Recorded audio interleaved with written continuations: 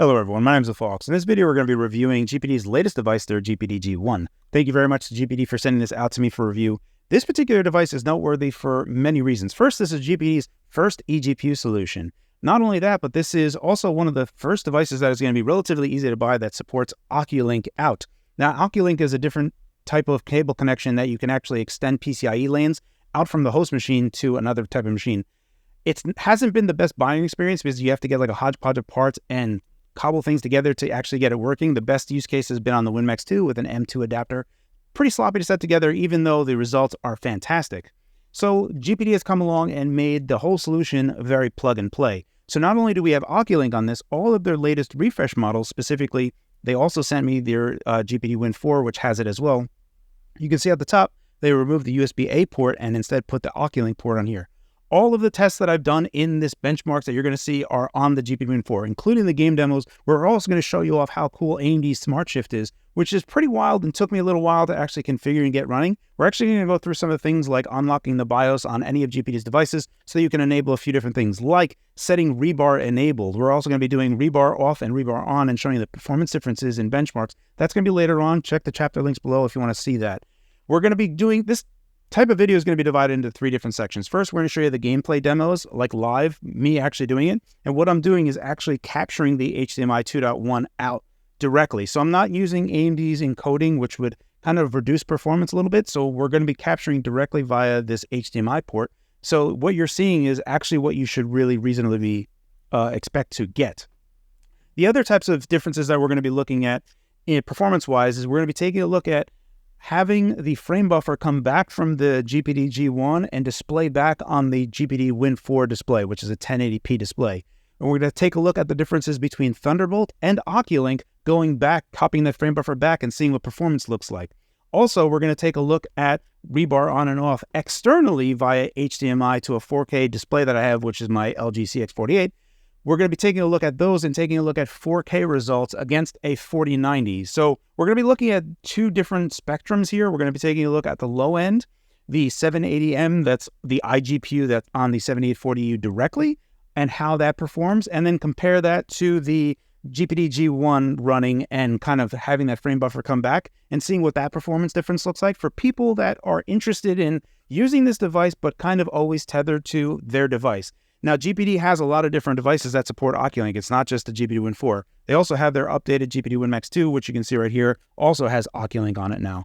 They have an upcoming device again, which is going to be the Return of the King, the updated GPD Win 2, which also has Oculink. So GPD will have 3 devices that have Oculink on it. However, this also supports Thunderbolt. So if you have a device that supports Thunderbolt, it'll work on that as well. Now, I've tried this on an Aya Neo 2. It does show up. Drivers are a little bit wonky at the moment, and that's not really GPD's fault. This is on AMD. Official drivers can install on this. However, we can only use proprietary drivers for iGPU for 7840U. So there's a mismatch between what type of drivers we can use. So let's get into the methodology of what I used here. I am using Windows 11 22H2. For all of my internal display tests, I have set EPP to 80. For all of my external tests, I've set EPP to 0. And the reason I want to do external for EPP 0 is we want to kind of make sure that all the power goes to the CPU and the GPU can power itself however it wants. But on the flip side for internal, I was just running EPP 80 just because that's how you would be comparing it against what you would be doing for the iGPU. So it's better. It's more of a apples to apples comparison, just so you can understand where I'm coming from there. Game mode is off, and the AMD driver version I'm using is a preview driver. It's listed as a proprietary driver, but it is 22.40.62. It's actually really cool to see that the GPD G1 or the AMD 7600M XT will reflexively change and dynamically change how much power it needs based on demand. And it's almost intelligently understanding how far it can go, which I want to preface this because we need to understand what's going on with that demo that you saw, that on some of the 4K tests that I'm going to be showing you, I am going to be putting this machine under a good amount of stress, and it might indicate that this chip is not actually going up to full power because it just can't. We're going to be taking a look at some ray tracing results on 4K in a moment. First up, let's go ahead and take a look at some 1080p results. All right, for our first game that we're going to take a look at, we're going to take a look at Doom Eternal. Now, I am running a 1920 by 1080p, and I'll show you down here that that's native. We're going to go down a little bit more. You can see my overall quality is set to Ultra Nightmare, which is the highest that you can possibly set it to, and resolution scaling you can see is off. So this is 1080p native that we're running on. This is the GPD Win 4, the 7840U, with Oculink to the GPD G1, which is running AMD's 7600M XT GPU. There are a few cool things to note here. So you can see that we are almost using the full power of the GPU, but we're not.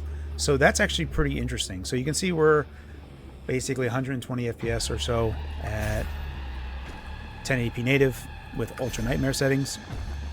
But what's interesting is that we still have a little bit more power left in the GPU, but it is effectively not using it. And it seems like the GPU is kind of self-capping itself for whatever reason. Maybe it's noticing that it can't go any higher. And I'll explain right now. So take a look at this real quick, okay? So take a look at you're looking over there. So at the total graphics power, we're looking at 106 watts that's being used from the AMD the GPD G1 or AMD 7600M XT GPU. 106 watts for the GPU. If you take a look at CPU package power, you can see we're at 125 watts, 115 watts now. That CPU package power, if you take that and then minus the total graphics power, that's how much power is being used by the 7840U that is running on the GPD Win 4 right now. So that is including via AMD SmartLink the GPD G1 or AMD 7600M XT GPU. Effectively, what you're looking at here is it's pretty cool actually, because the G1 is via Oculink connected to the 7840U and AMD SmartLink technology. The package power is dictating what we're able to use. Effectively, what that means to you is if you were to set the TDP to like 70 watts, that would also automatically turn the power down on the GPD G1. Let me show you that. So I'm going to go ahead and go over here, and let's just do 35 watts. 35 watt total. All right, so now I have 35 watts, and now you're going to notice that our FPS is tanked because this is pretty funny. So we have 40 watts now. I set the TDP to 35 watts, but the system cannot run at that. It's impossible. The GPU is taking 40 watts right now, which is pretty much one of the lowest settings that I can use. And take a look at the CPU package power. We're using 44 watts. But take a look at our core clocks. The CPUs are running at 544 megahertz. Half a gigahertz is what the CPUs are running at right now on the 7840U. And we're using 40 watts from the GPD G1. Effectively, in total, if you take a look at the CPU package power, we're using 45 watts. That's the 7840U on the GPD Win 4, and it's 40 watts from the GPD G1 or the AMD 7600M XT. And we're still getting pretty good performance considering, like we're 1080p native, Ultra Nightmare settings, and we're getting 50-ish, 60-ish FPS, which is pretty impressive considering. So let's go ahead and bump this power back up. So one thing that I've done here is I kind of just like uncapped power. So if we take a look here, obviously bringing this up is going to be slow because my CPUs are being choked to high heaven right now.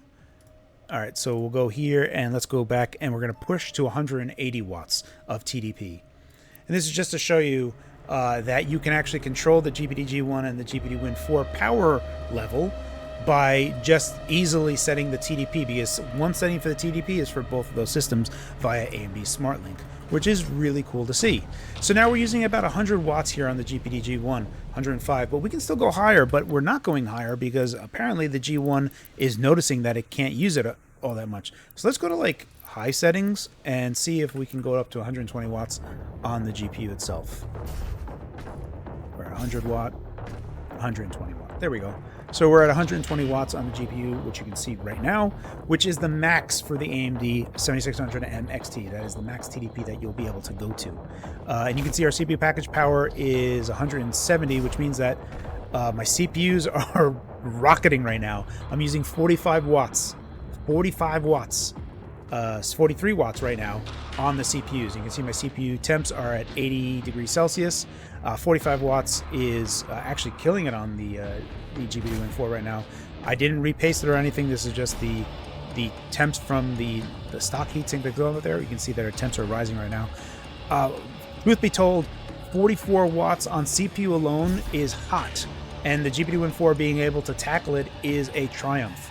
But you can see that we have fantastic FPS right now. So if you wanted to kind of export to like 1080p, 240 hertz, we're not really going to reach it here, but you can definitely do 120 hertz or 144 hertz easily using this solution. All right, so here we are. We're taking a look at Batman Arkham Knight. This is 1080p, max settings, no NVIDIA GameWorks. Now, the reason I'm using 1080p is the maximum resolution that is available on the GPD Win 4. The ideal situation here, the scenario that I'm trying to prove is what it would look like if you were to take Oculink or Thunderbolt from the GPD G1 and plug it into the device itself and actually play on the device using the GPD G1's GPU instead of the 780M that's located on the 7840U. So if we take a look at this, Oculink is performing around 31% better on averages in these particular settings, and 1 percentile is almost 40% better. So right now, it's a pretty clear picture that Oculink, coming back from Oculink, copying that frame buffer back from Oculink, is definitely the preferred manner. Now, all of these tests will have ReBar on. I'll be showing you ReBar on and off in the external test in the coming benchmarks just right after this segment. The only thing I want to take a look at right now is how does the GPD G1 compare against the 780M that's located on the device itself. So if we were to just have the device running at EVP 80 like the other tests for the G1, just so that everything's nice and fair, but running at 28 watt TDP, and this is the result that we're getting. So if you wanted to know how much better the GPD G1 is, you're looking at basically 2.5 times better performance at 1080p max settings, no NVIDIA GameWorks, compared to what's available on there. So if you were kind of wondering how that would work out, these are the results that you're going to be looking at from that particular scenario of running the GPD G1 on the device itself. Let's go ahead and move on to the next game. Up next, we're going to be taking a look at Cyberpunk 2077. This is using the Steam Deck preset. However, I have removed upscaling, which is automatically on, so there is no upscaling. This will be 100 FOV. I changed the FOV slider to 100, and this is running at 1080p native. So if we take a look at these particular settings, these are the results that we're getting. And we can take a look at Oculink versus Thunderbolt. Oculink is performing about 40% better on averages, and on 1 percentile, we got basically a 2x improvement. So again, we're seeing that going via Oculink, copying that frame buffer back, huge improvements doing it through Oculink rather than Thunderbolt. So if you're looking at it through the lens of playing on the device itself, 100% go. I mean, you need to use both because you need to still power the device as well. So you're going to have Thunderbolt and Oculink, but Oculink will automatically be triggered. There's nothing that you need to do on the GPD G1. As soon as it detects that Oculink is there, you don't have to do anything. It'll automatically start working. Let's see how this looks compared to the 780M that's on the device itself.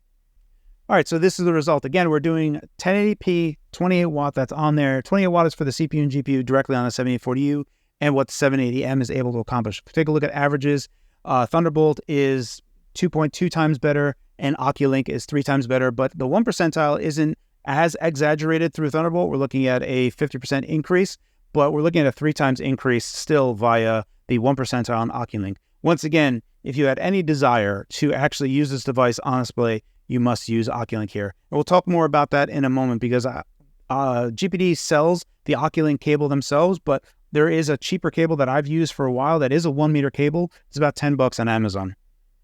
All right, up next, we're going to be taking a look at Deus Ex Mankind Divided. I am using the DirectX 11 backend, not the DirectX 12 backend, Ultra settings preset, and again, this is 1080p settings that we're looking at because that's the max resolution of the GPD Win 4. And comparing Thunderbolt to Oculink, we're looking at Oculink being around 47% better than Thunderbolt, and for 1 percentile, it's around 72% better than 1 percentile. So again, Oculink is a clear winner here. Let's go ahead and enter in the 780M, the integrated graphics, and see how that looks compared to them. So for averages, the Oculink for the G1 is looking like 3.5 times better, and we're about 2.3 times better via Thunderbolt. So once again, Oculink is just killing it here. Via Oculink, this is going to be a game that is quite playable at ultra settings, 1080p. It looks fantastic on the GPD Win 4 display. So from this scenario, again, we have a clear winner running at these particular settings. Okay, up next, we're going to be taking a look at Returnal. I love Returnal because it is just massively GPU bound. So it's a game that will just crush GPUs. Now, I am running epic settings, no upscaling, and 1080p. If we take a look at Thunderbolt to Oculink, we don't see a big difference here on averages, only around a 7% difference. But at 1 percentile, we start to see where this actually starts mattering. We have a 22% difference, and then the 0.2 percentile is a 90% difference. So when we take a look at it like this, we can clearly see that Oculink is going to give a far smoother experience over Thunderbolt by a large degree. And if we go ahead and enter in the 780M into this, we take a look at this, we can see how far behind it is. So we're looking at almost a 3 times increase in performance going to the 7600 MXT versus the 780M that's on the iGPU, and 3.5 times better on Oculink as well. So the end result here is that we're looking at basically a 3 to 3.5 times improvement from using the GPD G1 7600M XT GPU, carrying that over to the GPD Win 4 using Smart Shift. It's such a cool thing to use overall. Also, I have a quick, before we go over to the 4K demo, I do want to show Returnal as a game demo running off of this display, and then we'll go ahead and pivot over to the 4K results. All right, so right now with medium settings, we're using basically 120 watts on the GPU. We're using about 23 watts on the CPU, which is what it's automatically electing itself to. And we're running at like 90-ish FPS right here. Very nice. But this is what's really cool. So let's go ahead and use the in-game frame limiter. Okay, we're going to set this to 60 FPS right there. So now the frame rate is now locked to 60, but take a look at the total graphics power. We actually automatically used less power on the DGPU. That's really cool to see. Really awesome.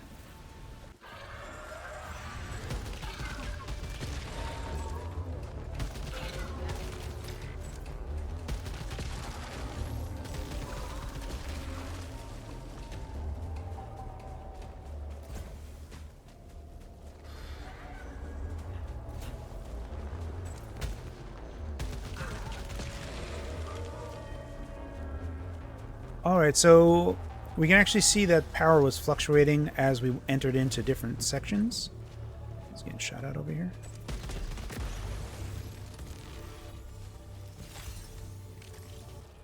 Okay, so this has been Returnal, and we've had a locked 60 FPS at medium settings at 1080p, and we're using 60, 70 watts on GPU and 20 or so watts on the CPU. Not that this would matter all that much, because you really should be playing plugged in at this point in time. The GPD G1 won't work without being plugged in the mains anyway. But it's interesting to see the power fluctuate automatically, which is actually honestly really good to see. I'm going to go ahead and bump this up to like epic settings. I'm going to go to epic settings. Once again, we're still 1080p native, but we're doing epic settings, and see if we can't still hit 60 FPS here.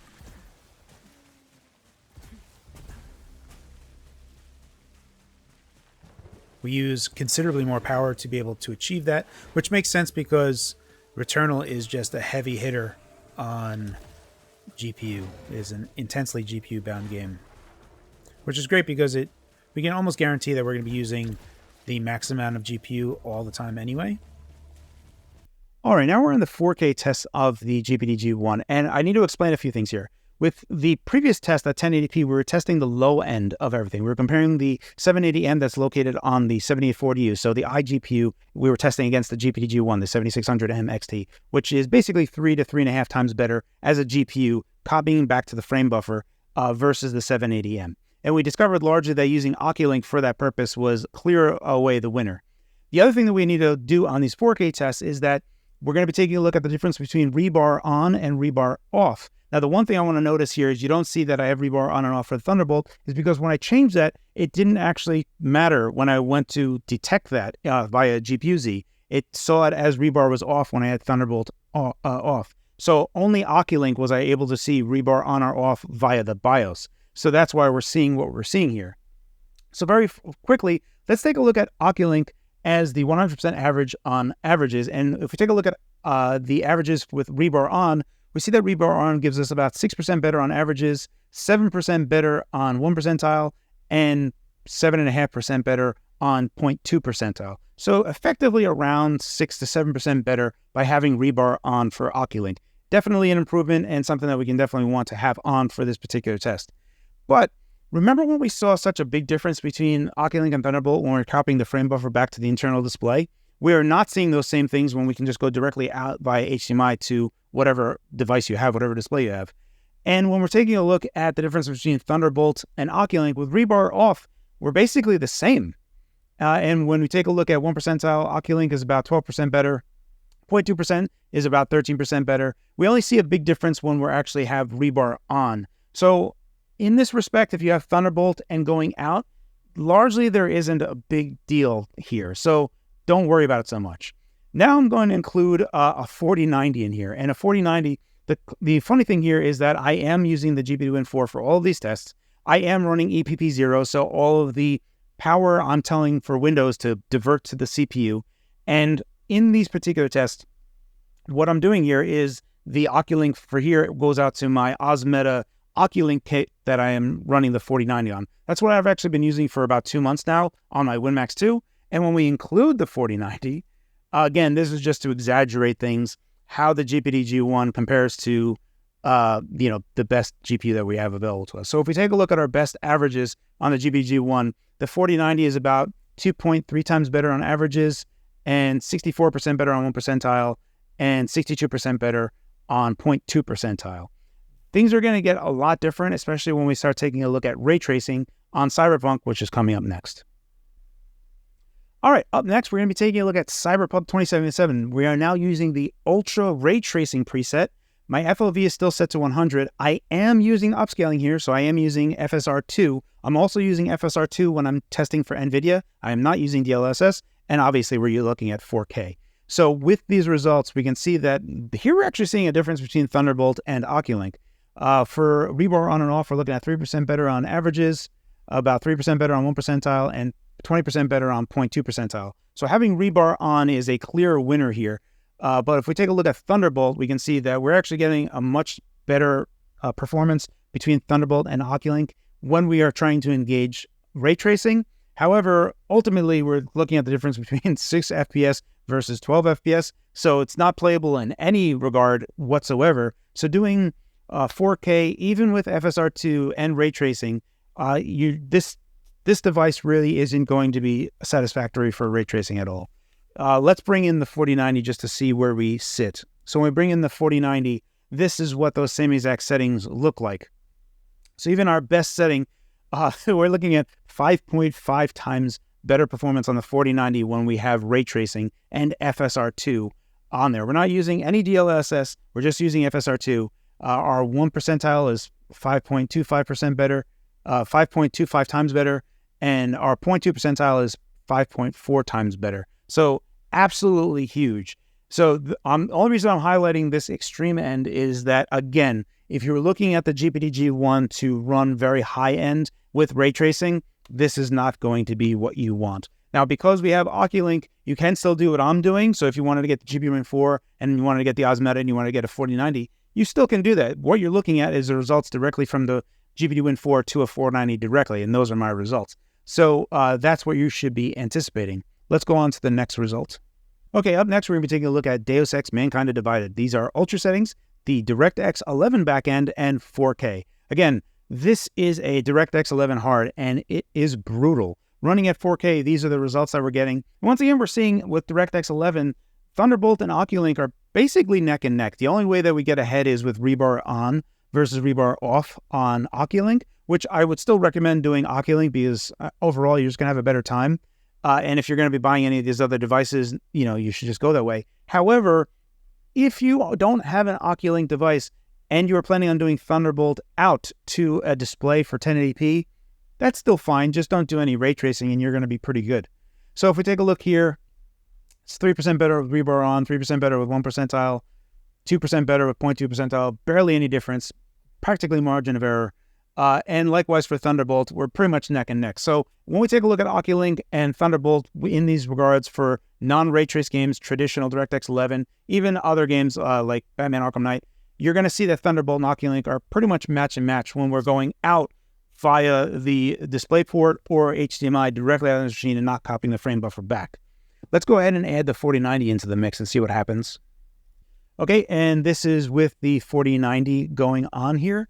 And if we take a look at our best result, the 4090 is around 3 times better than the 7600M XT. and basically 3 times better on 1 percentile and 2 times better on the 0.2 percentile. So just to show you the massive difference here of what the best GPU can do via Oculink versus the GPD G1. All right, and the last test for our 4K results is Returnal. Once again, I'm looking at Epic settings, no upscaling, and still using a 4K resolution outputted directly to a display. When we take a look at Oculink and Thunderbolt, again, there really isn't that much of difference between these two. So Thunderbolt is basically 5% worse than Oculink. If we take a look at 1 percentile, it's 10%. Again, it's not really enough to kind of warrant saying one over the other. Obviously, the big winner here is Oculink copying the frame buffer back to the device itself. But if you're going out from a device and you only have Thunderbolt available to you, that's also just fine as well. And let's go ahead and take a look at the 4090 in here. And once again, we can see the large disparity here. Averages are 3.5 times better on the 4090 for averages, 3.5 times better for 1 percentile, and 3.7 times better on 0.2 percentile over those results. All right, so there's actually a lot of stuff to unpack here. In my game demo, I was always saying AMD SmartLink. It's AMD Smart Shift. AMD Smart Shift is really cool in that you can just use one TDP to control the TDP for both systems, which is really cool to see. And if you think about other devices that might have a 7600M or a Radeon chip directly on the device itself and being able to balance power on it directly, that's actually pretty cool and a neat idea. But we can actually control it in one contiguous TDP scope, which is really neat. Number two, the second thing that we learned is that copying the frame buffer back from Thunderbolt or Oculink, obviously Oculink is a big winner. So if you had desires to play on the device itself and copy that back, 100% definitely get Oculink. In the description field below, I'm going to have a link to the 1 meter Oculink cable that I got from Amazon. It was $10 when I got it. It's around $12 or $13 now. It's still much cheaper than what GPD is charging, but GPD is also including an M2 adapter. So if you wanted to kind of upgrade your older 6800U WinMax 2, you're only going to be able to get it from them. So if you need that M2 adapter, you kind of have to buy it from GPD. But if you just need an Oculink cable, take a look in the description field below because it's much cheaper that way.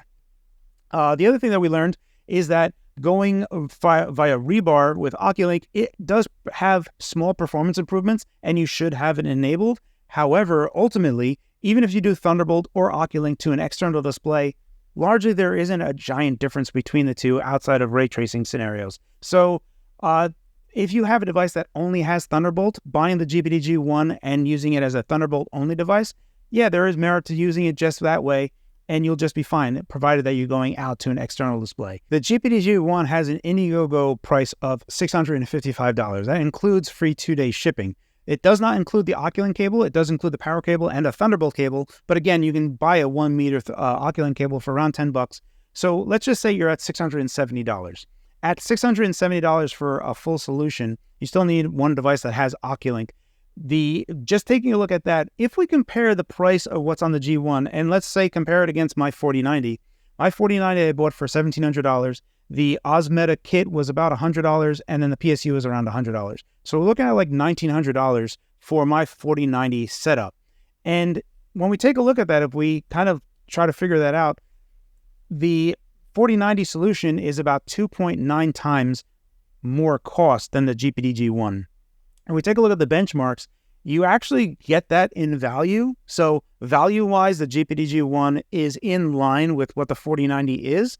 Obviously, you just can't do 4K. You're going to be looking at 1080p or 1440p, and obviously no ray tracing. When we take a look at ray tracing is like 5.5 times better. And at that point, the 4090 is a better value from a ray tracing point of view. So if you had any idea of using DLSS 3, ray tracing, obviously the GPD G1 is not going to be for you. But if you don't care about ray tracing, if you don't care about DLSS 3, you're okay with waiting for FSR 3 that will be coming out eventually, the GPD G1 is priced fairly when we just take a look at it from a GPU perspective. However, the GPD G1 is not just a GPU. So while the value on non-ray traced games matches a 4090 in terms of percent better, right? Percent better and value dollar better.